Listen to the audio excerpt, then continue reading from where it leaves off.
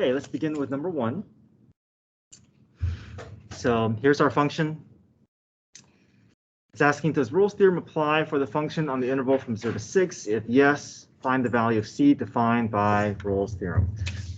So again, let's recap. The purpose of Rolle's theorem is to find the location on the curve and looking to see if we can guarantee a place where there's a slope 0. We really don't care if it's a relative max, relative min. We just want to look for a slope 0 somewhere along the curve between our endpoints.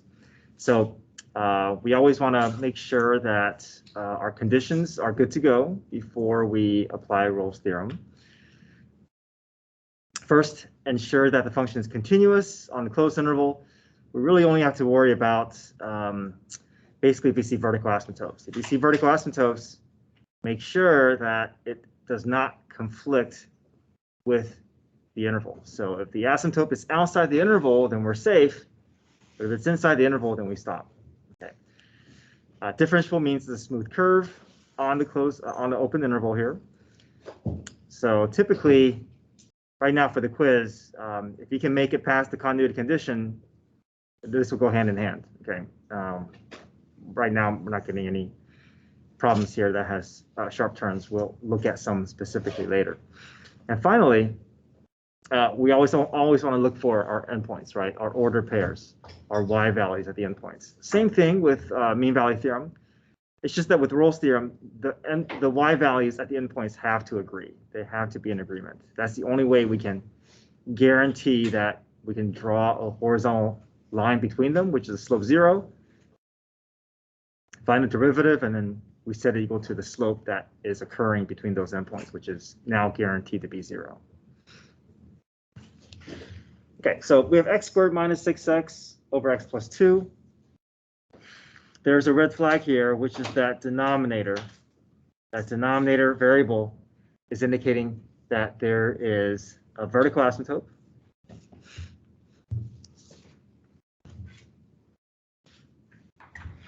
So if we look at the denominator here, if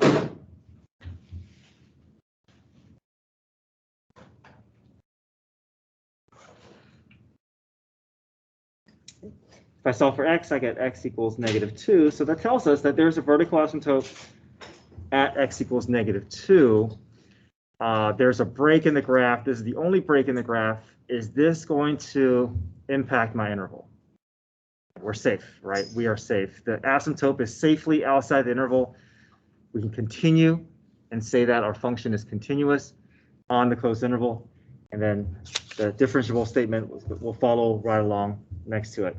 I apologize for the key. The key, I did not specify that distinction, but on the quiz, we need to specify that distinction.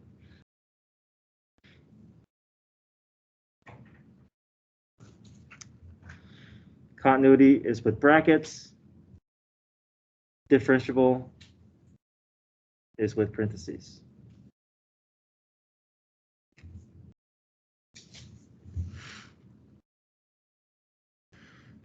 Okay. Rolle's theorem, mean value theorem, we do the same thing with the next step. We find the y values at the endpoints. Okay. Back into the original function. Okay, so 0 in for x, I get 0 minus 0 over 2. 0 over 2 is 0. Enter 6 into the function.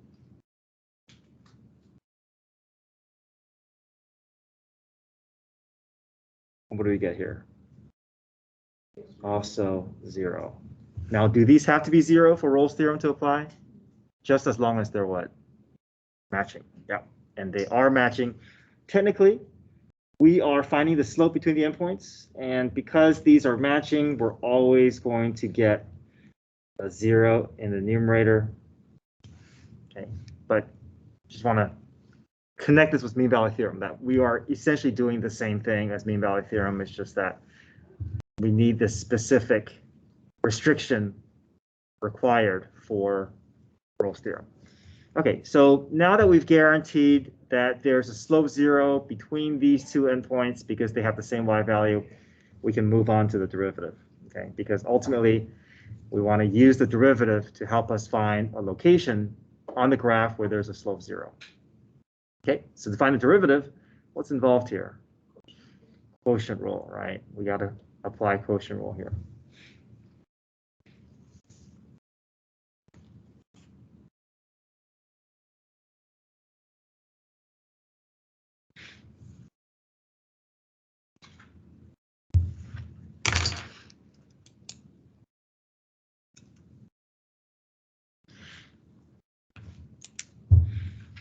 This is my top is the F, bottom is the G.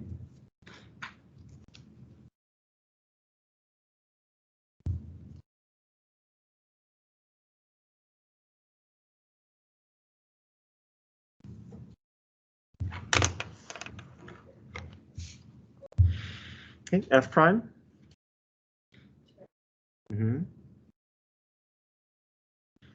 G function stays unchanged. Back to F.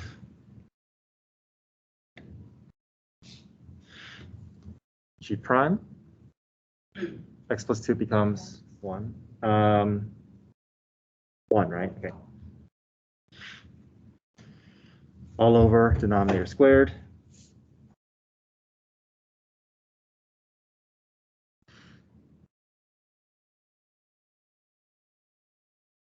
Okay, so we'll go ahead and clean this up here.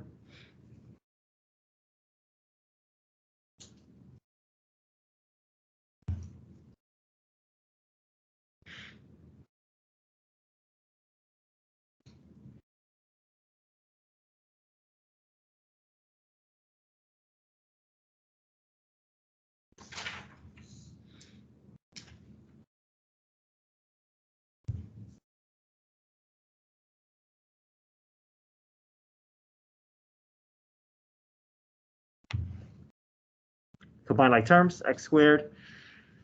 Looks like my 6x can go away nicely here.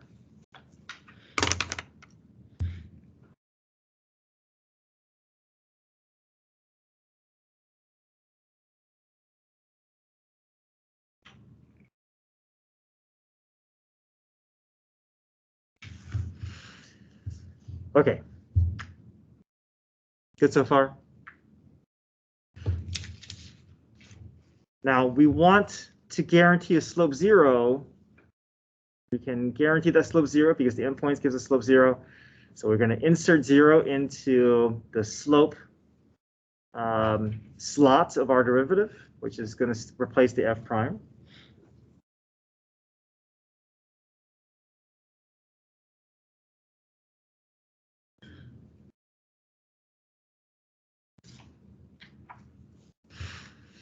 Okay. What do we set equal to 0? We have a numerator and denominator, but there's something that we're looking for here. What do we target?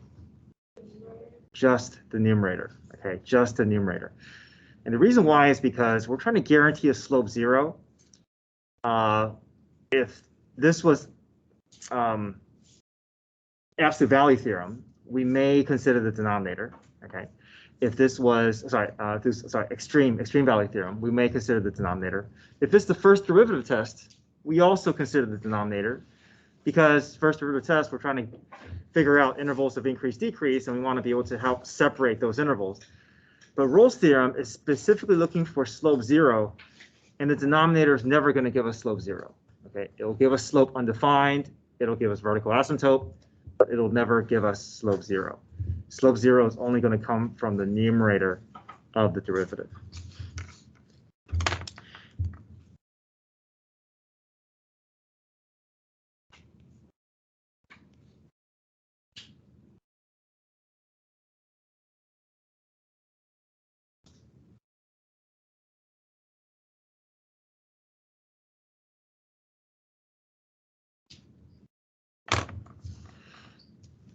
Okay, so we're only targeting the numerator.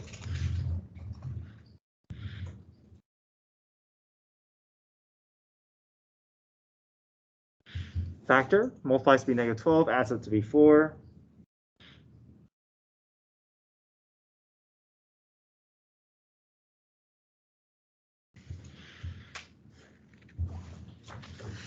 x plus 6 times x minus 2 equals 0. Solve for x.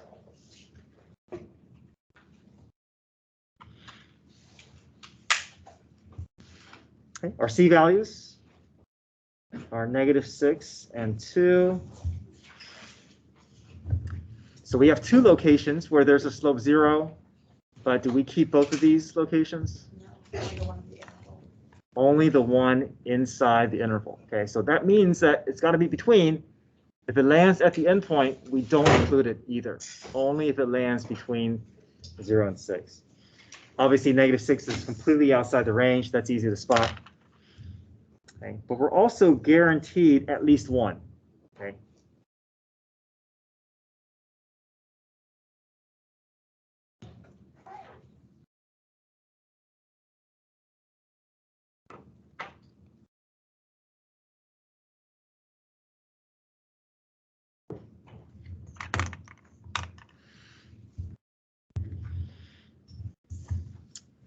All right, anybody have any questions about Rolle's theorem?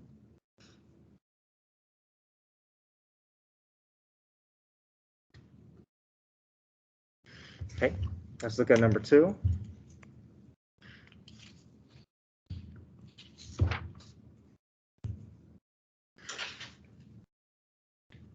Okay, number 2, determine whether mean value theorem can be applied.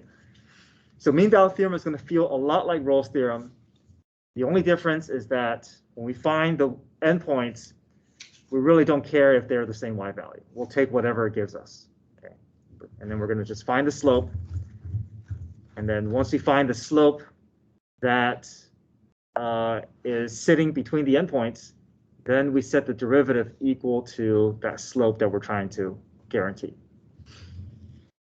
All right, first things first, though, we need to get our conditions out of the way. Any red flags here? Yeah, there's a denominator variable. We have to look for potential breaks in the graph and see if it impacts our interval. Okay, so again, there's a vertical asymptote here. Where's the vertical asymptote? 0. Is that going to be an issue?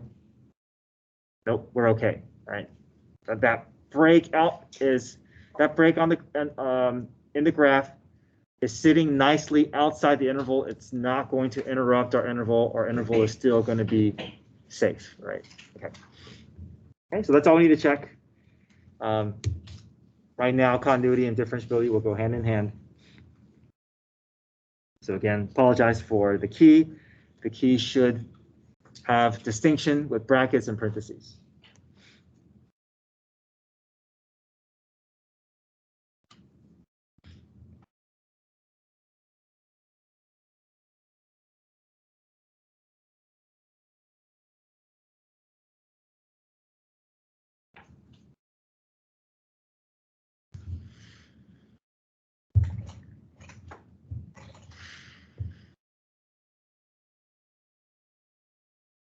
Okay, next step.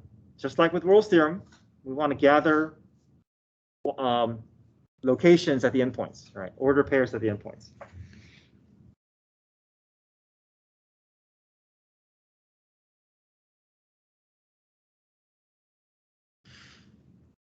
Okay, into the original function.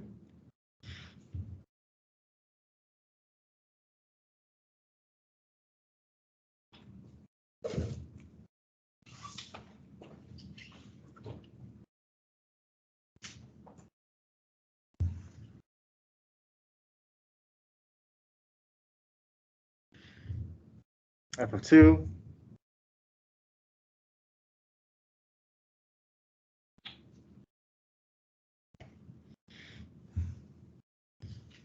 Okay, what's next after we find our order pairs? Good, find the slope. All right, let's figure out what slope we want to guarantee so that we can make the derivative help us find it.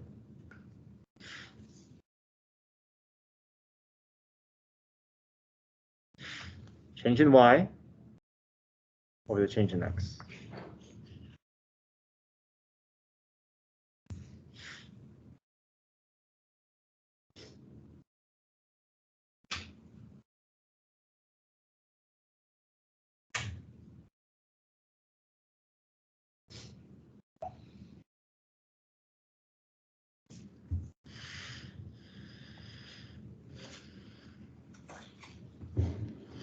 Okay, you can use your calculator, but I just worked it out by hand. Common denominators here.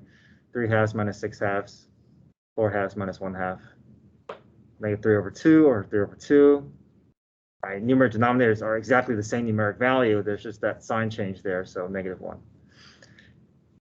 So what we're going to now it's a guarantee. Now we know that somewhere along this curve, between 1/2 and 2, there's going to be a point on the curve, at least one point on the curve, where the exact steepness of the curve is going to be negative 1.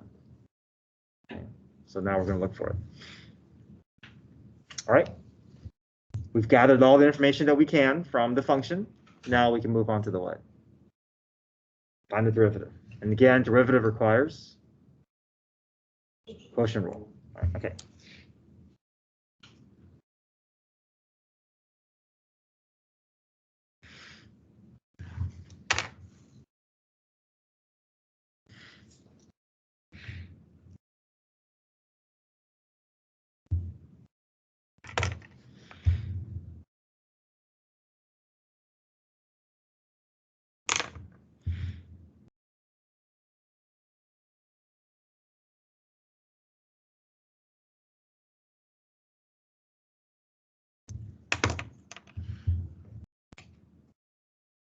Okay, f prime times g.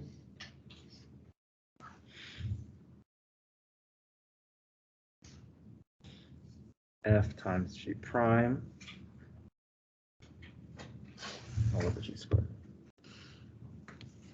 Okay, we'll do some cleanup. Any questions so far?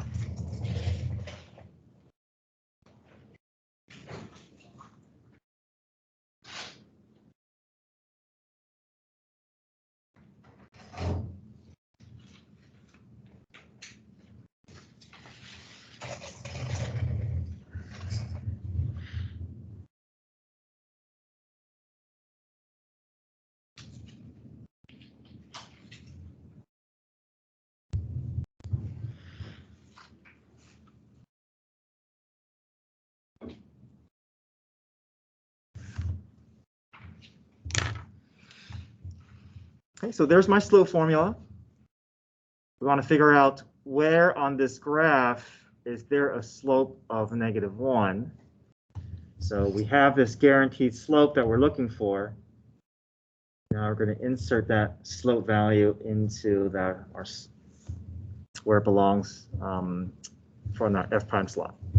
Okay, make sure that we're not inserting the negative 1 in for the x, because that's something else, right? Then it's saying, you know, we're looking for the slope at negative 1, which is not the case, right? We're looking for a location with a specific slope of negative 1.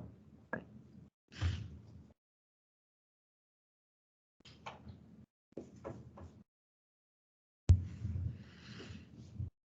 Cross multiply. Divide both sides by negative 1. I'm just left with x squared equals 1. Take the square root. What happens when we take the square root? Good, plus or minus. Right? So we have x equals 1, x equals negative 1, c equals 1, c equals negative 1. Okay, can we keep both solutions? Just the 1, right? Negative 1 is outside the interval.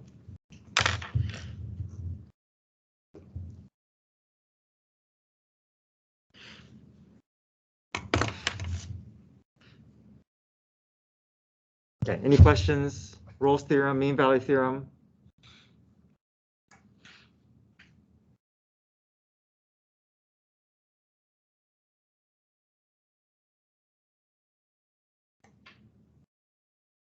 Okay, number 3. Number 3 says use the second derivative test to classify the critical points of y equals 1/4 x to the 4th minus 2x cubed plus 6. Okay, second derivative test is not the same thing as test for concavity. Okay, second derivative test is actually a test for relative max and relative min. It does the same job as the first derivative test. It's just a roundabout way of doing it. Okay, so we're still going to find f prime. We're still going to find critical points from f prime. But that's where the similarities end. Rather than using the sign line to find relative max, relative min, we're going to use the second derivative to confirm whether the critical point from F prime is a relative max or relative min. Okay, so let's find y prime first.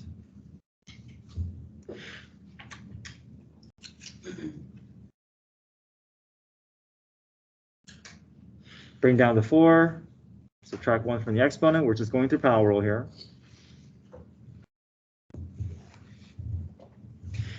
Do a little bit of cleanup. And put this down here. 4 cancels out.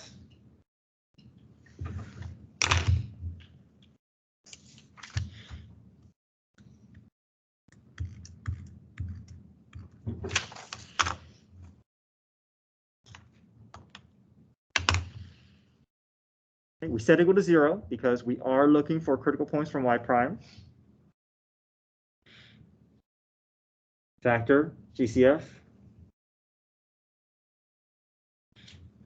and solve for x.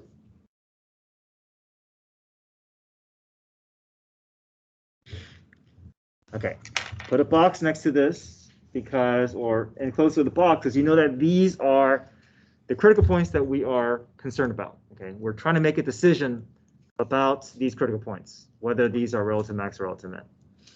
Okay. Okay. Normally, I know we're more comfortable using the sign line. Okay, but we're going to go through the second derivative test here. Okay, so we'll put this to the side. We're going to come back to this. Now we're going to find what? Yeah, find the second derivative. Okay, so y double prime. We want to use this. This is already nicely set up for power rule here. 3x squared minus 12x. Okay, are we good here? Okay.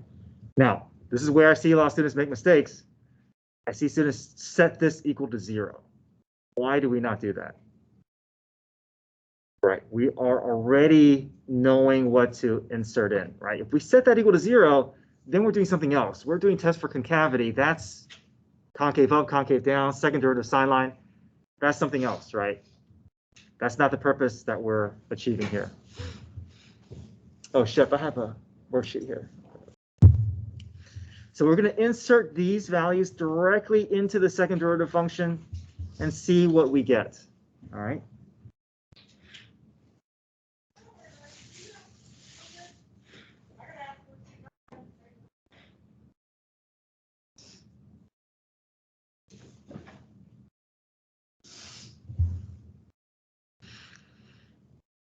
Okay, what do we get here?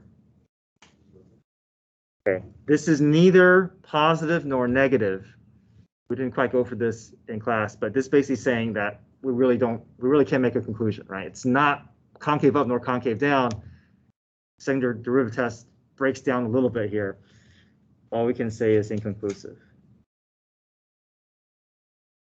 Right, because second derivative test, we're trying to use concavity, concave up or concave down, to help us determine, but if we don't know how the graph is curving, we really don't know what's happening there. Okay, so we can't make any conclusion here. Now let's go to the 6.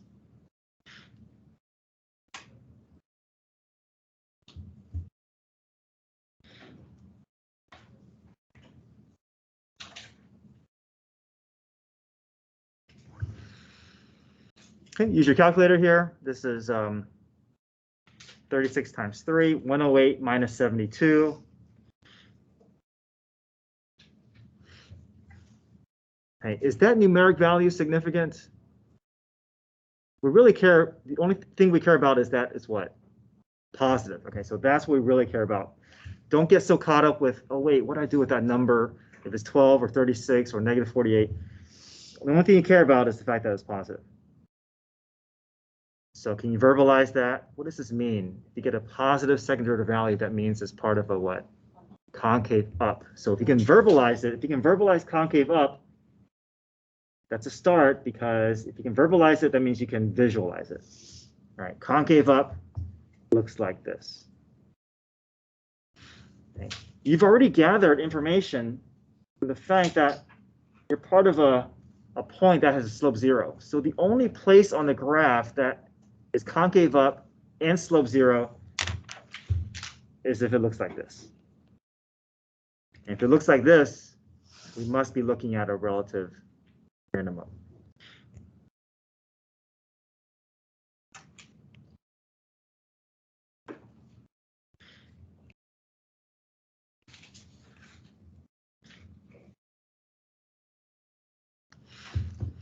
The reason why I'm stressing this so much is because this is such an easy place for students to make mistakes. And the reason why is you see that positive number and you obviously want to think that it's a high number and you want to go after a relative maximum, right? But this is not a physical point on the graph. This is a curvature value that's concave up. Concave up looks like this. That's not a relative max, that's a relative min. Yes?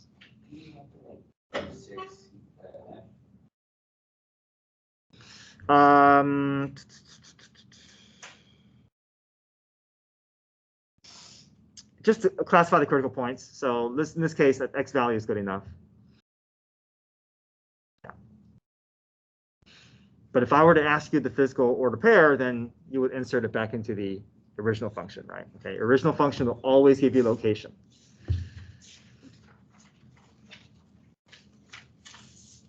Okay, questions? What if the value is less than 0?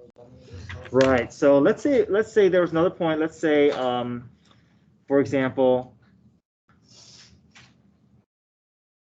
I'm just going to make up a number here. Let's say y double prime of -3 is equal to -5. Okay. So negative would mean that it's less than 0, which means it's concave what? Concave down. And if it's concave down, you must be looking at a what? Good, relative maximal. But you can imagine how easy it is for students to make that mistake, right? Because if you see positive and negative, you naturally want to associate negative with minimum and maximum with a large number, but if you can verbalize and visualize, you should be able to help catch that potential mistake. Yes? Don't we need to write because statement? No, not for a second derivative test. If you show me your work, that's justification. You are justifying it with knowing that you're looking for that, you're searching that critical point from f prime, and you're putting it into second derivative, and you're making that conclusion. So, yeah, you don't have to state it. Okay.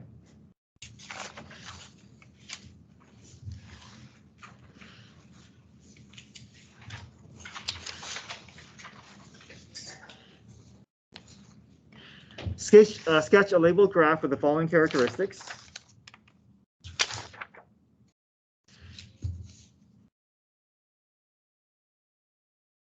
I'm going to do all the easy stuff here, all the order pairs. There's actually an order pair here as well. And then I'll create a slope sine line from f prime, and I'll create a second derivative sine line from f double prime.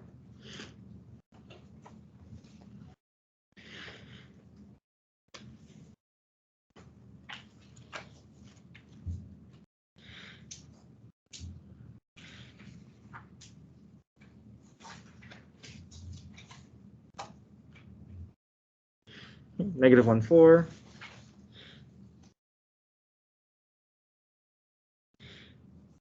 To 1, 1. Point of inflection at 1, 2.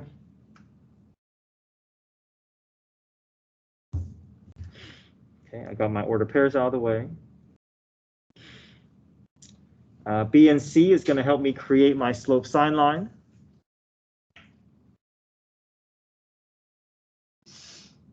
I forgot what is Point of inflection is a transition point from one concavity to the next. So for instance, if I had a curve that looked like this, you see how this graph, this portion is concave up, right? You see how this is concave down? Yeah. Yeah, that's right. It's a point that transitions from one concavity to the next. It can also go the other way as well. That's also a point of inflection.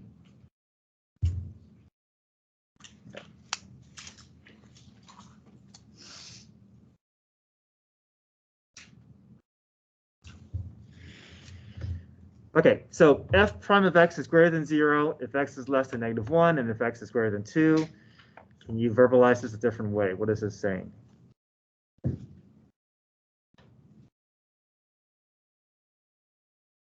Okay. Okay, good. Positive slope. That's what f prime greater than 0 means. Positive slope. And it's telling you the critical points that you're going to put onto your sign line as well. Right? To the left of -1 and to the right of 2.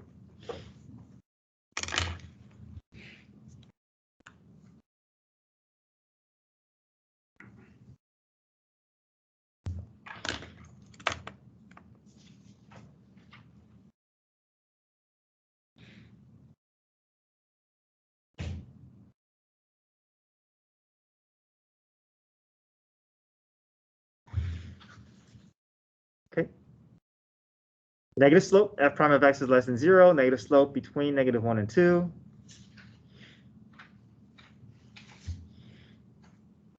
Okay, good so far? E and f is giving us information about the second derivative sign line that we can call concavity.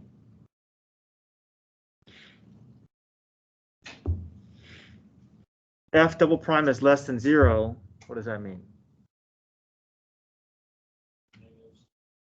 Not negative slope. What's second derivative? Concavity, yep. Concave what? Down, yep. Second derivative is telling us about the curvature of the graph.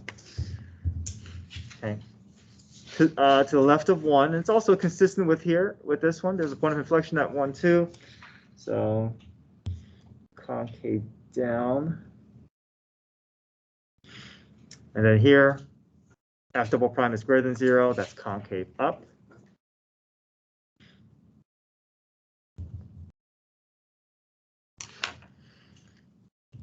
So I think this may be more obvious in terms of how the graph's going to look, but this is what I like to do usually, is I like to break this into 2 parts, create a draft version of your graph so that it kind of gives you an idea how the graph is going to flow, so that the concavity potentially could throw you off. Sometimes you may want to do a little too much with your curvature, and having that slope line in place kind of gives you a basis so you don't veer off too far from what the graph is going to look like. So I'm just going to follow my slope sign line. I don't care about my curvature right now. I'm just going to get an idea how the graph is going to rise and fall. And then I'll go back and give it the appropriate curvature along the path of the graph, right? You're not going to veer too far from the graph, but you are just going to give it a little bit more detail. Okay, so we know the graph is going to be rising up until -1. Looks like we're expecting that to be a relative max, right? There's a relative max at -1. It's going to decrease to 2. And it's going to rise after 2.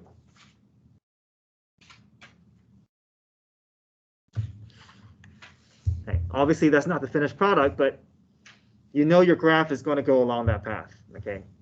Make sure, and this is helpful because sometimes we may do a little bit too much, we may do more curvature than what's needed. This kind of helps ground us a little bit. Okay, good so far?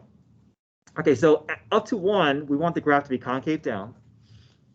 So we're going to follow along the path, but we're going to give it a very specific curvature here, that defined curvature that we're looking for. See that? Okay, we're not doing the full concave down, right? We're only doing concave down up to this point.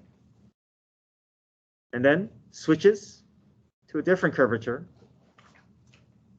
because there's a point of inflection at 1, switches to concave up.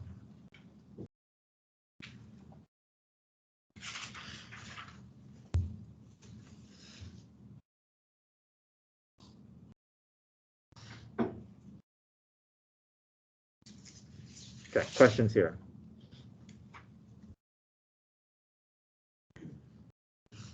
Okay, number 5. Find the absolute extrema, maximum and absolute minimums of the function of the given interval.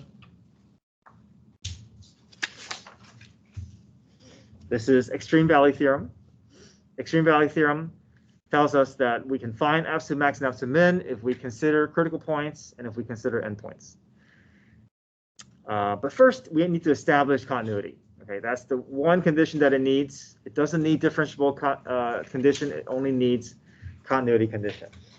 So continuity condition is looking and making sure that the graph is continuous. Are there any red flags in this function? Okay, potentially, right? We need to at least consider the denominator here. That x squared plus 4. Anytime I see a variable in the denominator, I got to think, oh, maybe there's a vertical asymptote. I don't want that to slip by me. So I'm going to look in the denominator, see if there's a vertical asymptote. But what do you notice here? Yeah, it's not a real number, right? There's a solution, but it's not a real number. We only care about, in this course, we're only dealing with a real number system. So looks like there's no issues, right? There's no there's no real number x value. There's no vertical asymptote. So we know the graph is continuous everywhere. The only break that could exist in the graph is in the denominator, and we're safe. Okay, so write down our condition. How could vertical asymptote be 2? Because let's say a vertical asymptote was at 0. Then it would interrupt the interval. If it interrupts the interval, then the condition breaks down. And if there's an interruption in the interval, we stop the problem and we can't go through with extreme value theorem. That also applies with Rolle's theorem and mean value theorem. That interval's got to be completely protected. If there's any breaks, it's got to be outside that interval. Okay, so continuous.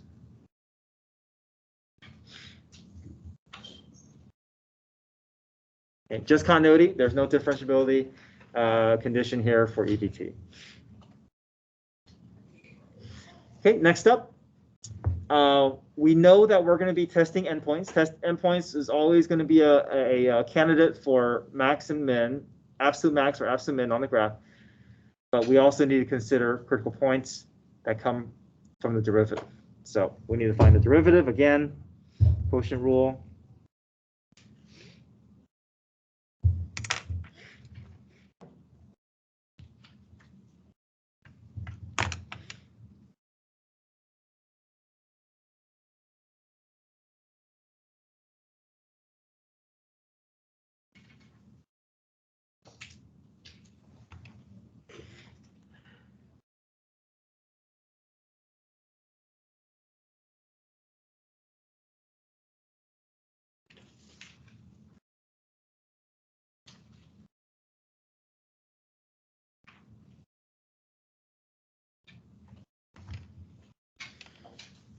Okay, f prime g minus fg prime all over g squared. Okay, clean up.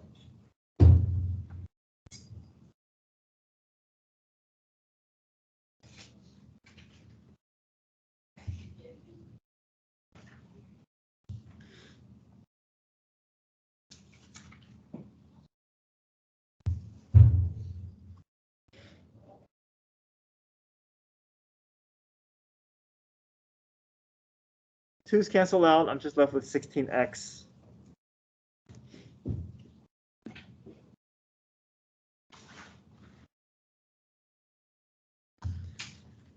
Okay, we have our f prime. Where do we look for critical points?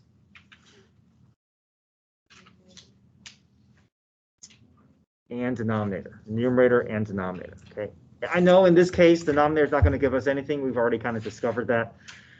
But extreme value theorem, we look in the numerator, we look in the denominator. First derivative test, we look in the numerator, we look in the denominator. Rolle's theorem, we only look in the numerator. Okay, okay, so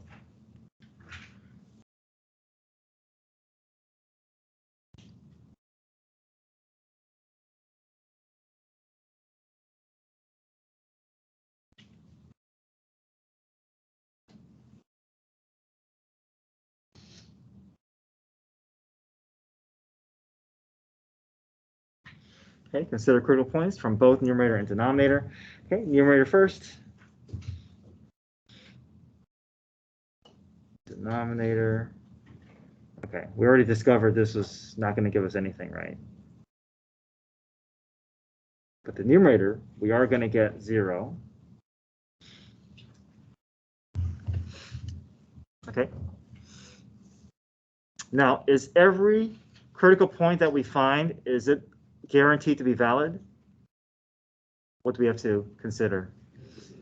Yeah, it's got to be inside the interval, right? So sometimes you may end up with critical points that's outside the interval. If it's outside the interval, we don't want to test it because it's not part of our problem. But in this case, we have one critical point that lands inside the interval. How many points are we going to test? 3. Okay. Right? One critical point and always 2 endpoints. Right? Don't forget about the endpoints. The endpoints could end up being the max or min. We don't want to forget about them. Okay, so 3 points to test.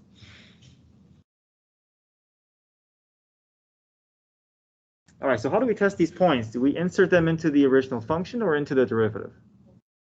Original, right? We're looking for a physical location on the graph. Original function.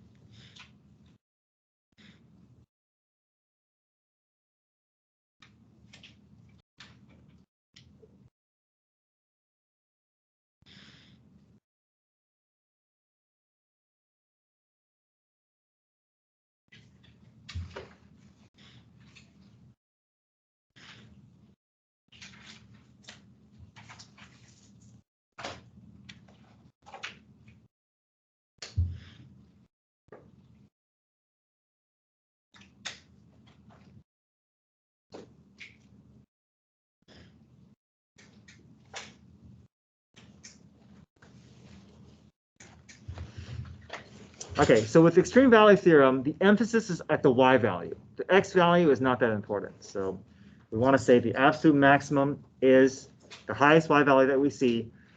The absolute minimum is the lowest y value that we see. So what is the absolute maximum value? 3/5, right? We don't really care where it's coming from. We just know that it's the absolute max.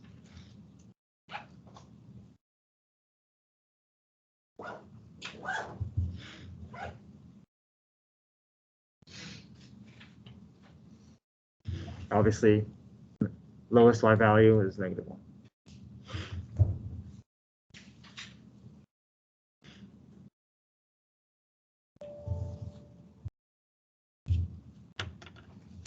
Yes. So, in which ones do you do the propensity? Right. So I did not include them on this review sheet, but you're going to be doing it for first derivative test. So let me pull up a previous worksheet here.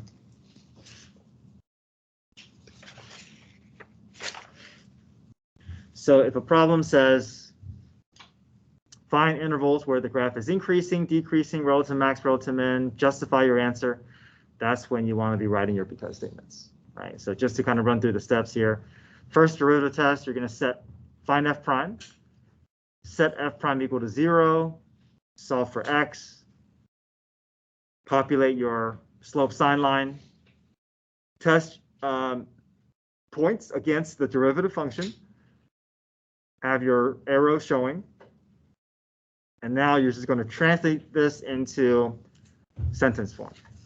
All right, relative max at -2 because f prime changes from positive to negative.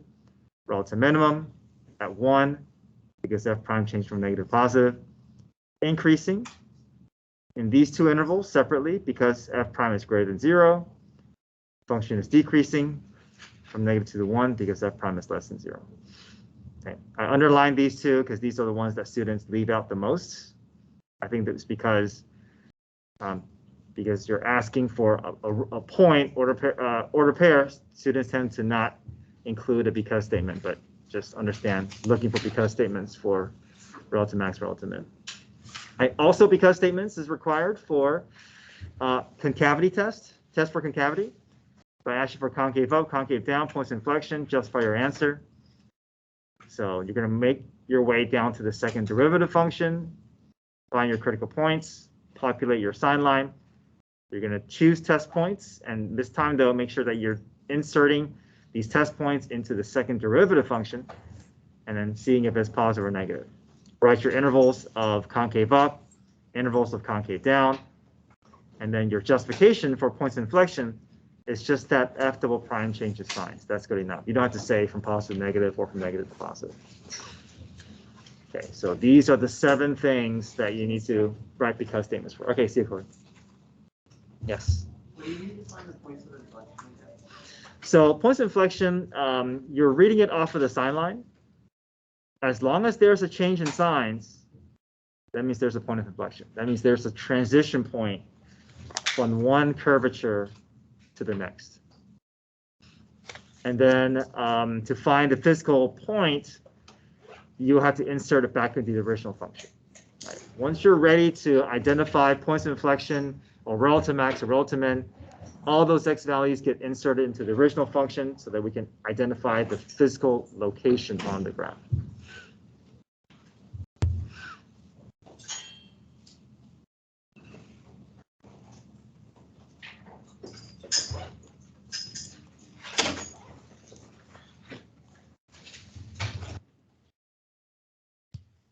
Okay, I'll come around, see if you guys have any individual questions.